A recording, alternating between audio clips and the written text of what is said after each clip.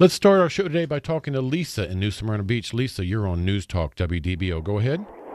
Hi. My question is, if you have a will and you do not change it after a divorce, can that will be enforced, or does the divorce take precedence? Lisa, that is a great question. And so here's the answer you probably would expect, and that is this.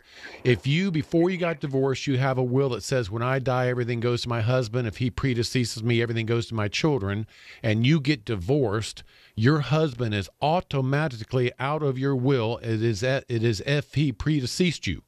So without redoing your will, he's automatically out, and we go to your next choice, which is probably your children.